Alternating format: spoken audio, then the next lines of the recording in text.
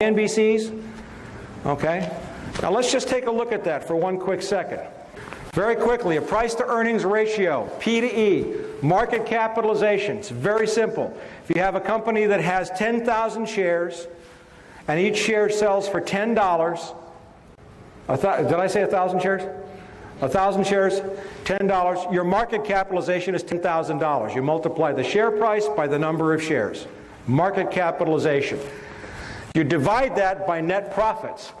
In other words, what you sell less the cost of doing business, and you come up with the ratio. This is how they value the stock market.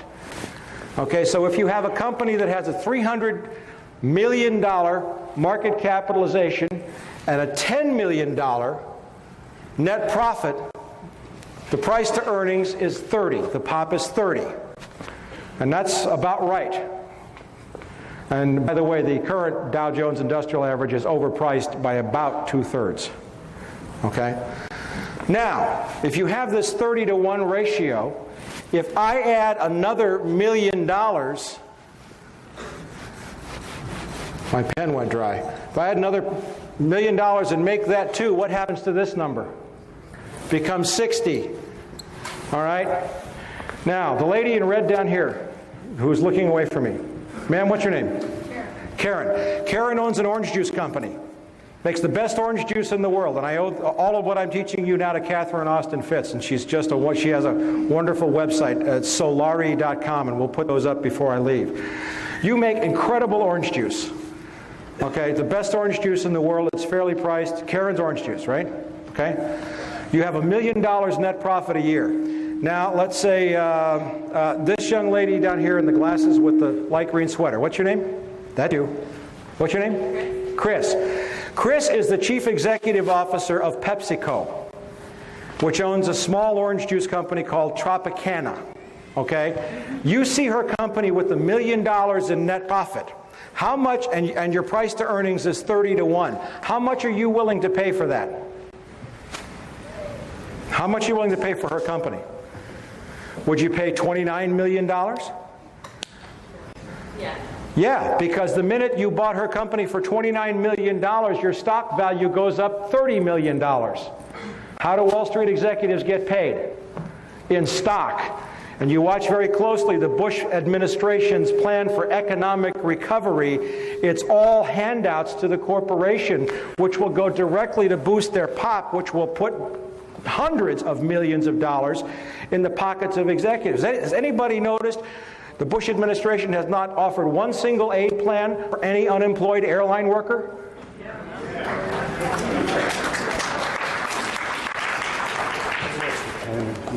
All right, let's get down and dirty here. Oh, one more thing. Remember that guy John Deutsch that I had fun with? Okay, well, right now he's on the board of directors of Citibank, along with the former executive director of the CIA, who is not on the board, but she's very highly placed executive, Nora Slatkin. John Deutsch, of course, is as crooked as the rest of them. Also on the board of Citibank is a guy named Robert Rubin, former U.S. Secretary of the Treasury. Yes, thank you. He deserves all the hisses he can get. Well, in May of this year, Citibank announced a $12 billion cash purchase of a Mexican bank called Banamex. Second largest bank in Mexico, also a documented, and I mean documented, drug money laundering bank that was exposed in a Mexican newspaper. Roberto Hernandez, this is him, gets a seat on Citibank's board of directors, and yet this is what's going on his property. He owns thousands of acres near Cancun in Mexico. The locals call it the Cocaine Peninsula. There's hundreds of photographs. He lost 2 lawsuits in Mexico. And then my friend Al Giordano, who publishes a great website called www.narconews.com, wrote a great story about the Mexican paper stories, and Hernandez sued Giordano in New York, and he's going to lose that lawsuit, by the way. Al Giordano's a brave journalist.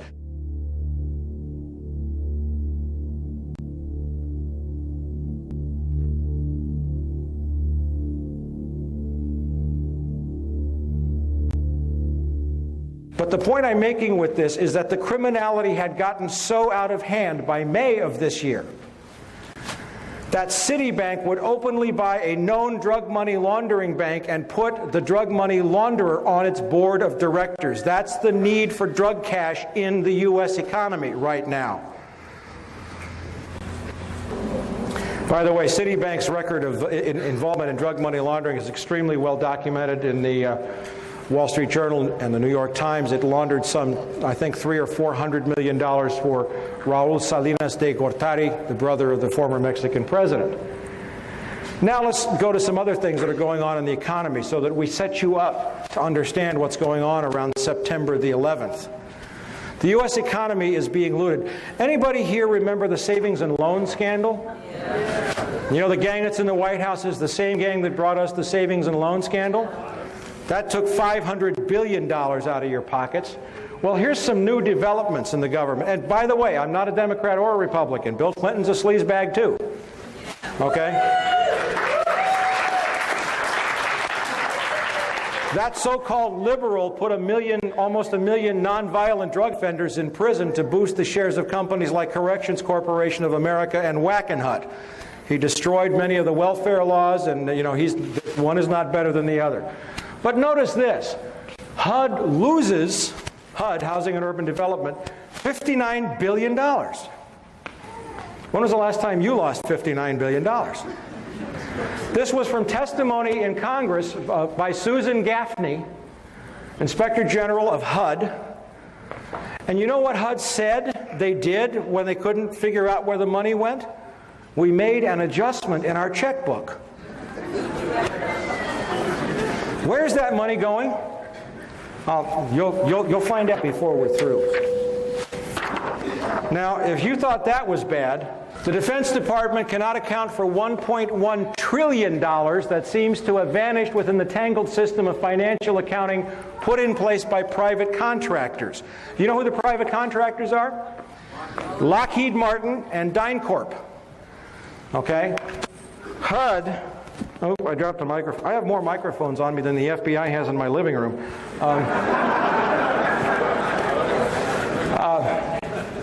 This is from a very great reporter, a very courageous woman who had served on Capitol Hill for many years and became an investigative reporter named Kelly O'Meara, who writes for the Washington Times Insight magazine. I know it's owned by Moon, but Kelly does fabulous work, and she's written a great piece on civil rights after the September 11th attack. The point is that $4.4 trillion in adjustments to the Pentagon books had to be cooked to compile the required financial statements, and that $1.1 trillion of that amount could not be supported by any reliable information. All right, now, there's one thing I got to do before we get to September the 11th and what's happening since. It's easy to say that this is a war about oil, and you're going to know more about it than you did when you came in here when you leave. The entire world economy is on the brink of a major collapse. 2 days before the attacks on the World Trade Center, I issued an emergency bulletin to all of my subscribers. And by the way, there's a table over here, and those of you who would like to subscribe, we have the information there for you. I'll put a website up. We also have videotapes of a lecture on Wall Street's War for Drug Money, which is like 2 hours on what I did with the economy that I gave at the USC School of International Relations last December. And we have those tapes over there. I think Chris Milligan's over there somewhere. Chris, wherever you are. But I issued a bulletin saying that we were on the brink of an economic collapse that would make 1929 look like a picnic. And in the 3 weeks prior to the attacks, the Dow had dropped almost 900 points. Now, what we have seen since then, and you must understand this clearly, is that the Dow's so-called resurrection to close to 10,000 points is strictly the result of a massive infusion of cash from the U.S. Treasury, which is your cash, which is being given to the corporate executives and not to the people who have been laid off.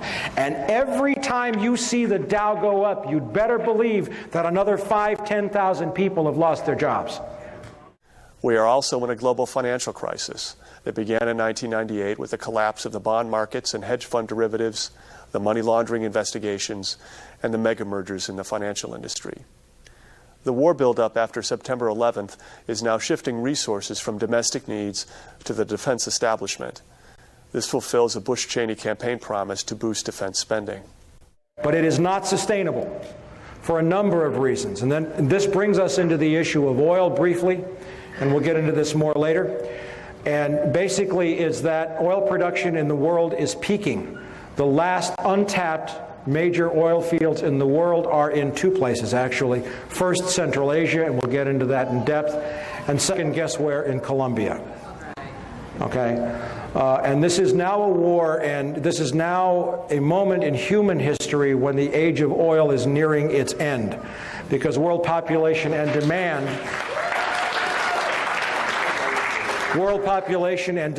will exceed production sometime within roughly the next 10 years.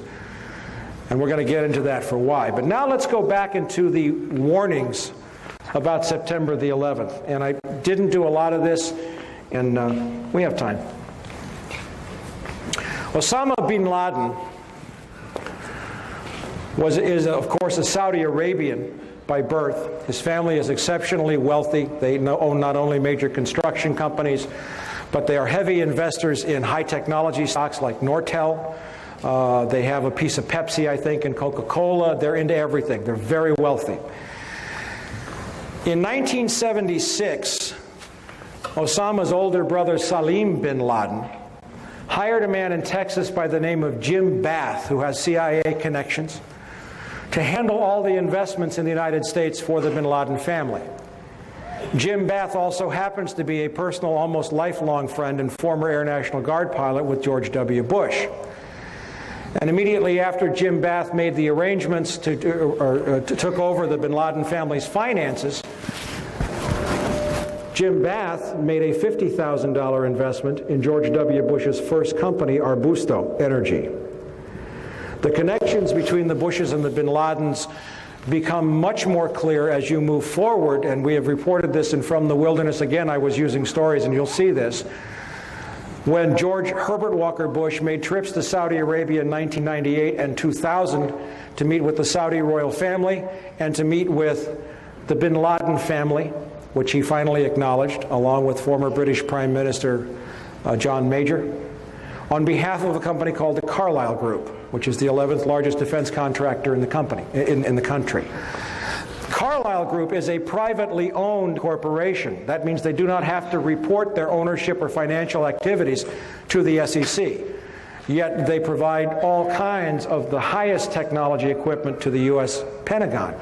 And Carlyle, of course, has made several, probably $1 billion, and will as a result of this war.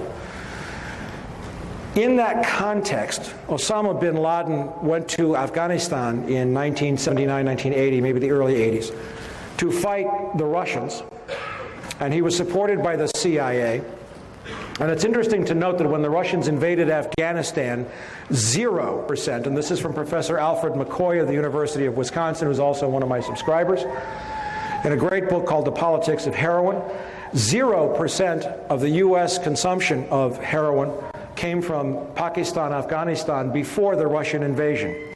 By 1985, 86, 40% of the heroin in the United States came from that region, all controlled by the Central Intelligence Agency. And Osama bin Laden came up under a guy named Gulbuddin Hekmatyar, who ran 6 heroin labs, all protected by the CIA and controlled by the agency. He has been a CIA asset for a long period of time. We'll see more about that. He is a CIA creation. Now we come to September 11th, and we're going to go into a timeline here, and I have written several stories, and I was on the radio here with Sheila Hamilton at KPAM just a few days after the attacks, and I was saying the U.S. government knew these attacks were going to take place and did not stop them. And I keep building to that evidence, but I'm going to show you a couple of things now. Not by any means all of the evidence that I have of foreknowledge, but just a couple of telling points.